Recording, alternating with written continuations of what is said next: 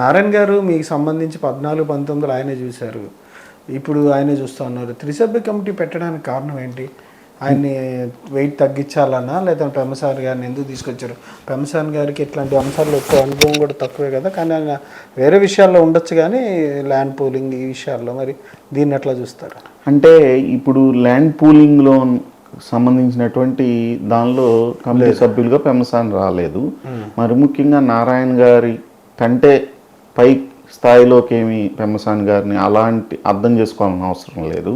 ఇక్కడ ఉన్న స్థానిక ఎంపీ గాను, స్థానిక ఎమ్మెల్యే గారు, స్థానికంగా అంతకుముందు చూసినటువంటి అంటే 2014 కాదు సార్, నారాయణ గారు కూడా 2015లో మేము గ్రౌండ్ స్థాయిలో వర్క్ అంతా అంటే అందరూ ప్రిపేర్ అయ్యి మేము ఇవ్వాలి అనుకుంటున్నామని గ్రౌండ్ స్థాయిలో ప్రిపేర్ అయ్యి సీఎం గారితో డైరెక్ట్గానే అనేక సమావేశాలు ఏర్పాటు చేసుకొని పార్టీలకు అతీతంగా ఏర్పాటు చేసుకొని అందరూ ముందుకు వచ్చిన తరుణంలో పూలింగ్ నోటిఫికేషన్ ఇచ్చే రోజు నారాయణ గారి ఈ ప్రాంతానికి రావటం జరిగింది. అప్పటి నుంచి ఇప్పుడు దాకా కంటిన్యూ అవుతున్నారు.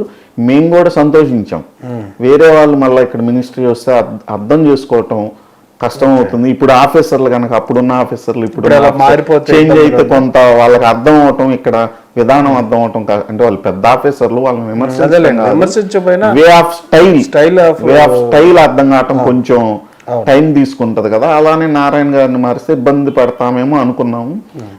నారాయణ గారిని మార్చకుండా కంటిన్యూ చేసినందుకు ఇక్కడ రైతులందరూ కూడా మేము చాలా హ్యాపీగా ఫీల్ అయ్యాం. అయితే ఏంటంటే ఇక్కడ ఈ సమస్యలన్నీ కూడా ఇప్పుడు వచ్చినాయి కాదండి, 2019 చివరి ప్రాంతంలో వచ్చినాయి. ఈ సమస్యల్ని అప్పుడు ఐడెంటిఫై చేయటంలో కానీ రైతుల్లో అవేర్నెస్ కొంచెం తక్కువగా ఉండటం కానీ ఇవన్నీ ప్రభుత్వం దృష్టికి అప్పుడు తీసుకెళ్ళినా కూడా అప్పటికే ఎలక్షన్ మూడ్లోకి రావటం వల్ల కొంత పడకం బండి అంటే కొంచెం వాటిని మీద దృష్టి తక్కువ కేటాయించారు. ఆ తర్వాత అధికారం వచ్చిన తర్వాత పూర్తి స్థాయిలో ఈ అమరావతిని జగన్మోహన్ రెడ్డి గారు ఏం చేశారో మనకు తెలుసు, పదే పదే మాట్లాడుకోవాలని అవసరం లేదు, ప్రపంచం అంతా తెలుసు, మన తెలుగు ప్రజలు బాగా తెలుసు.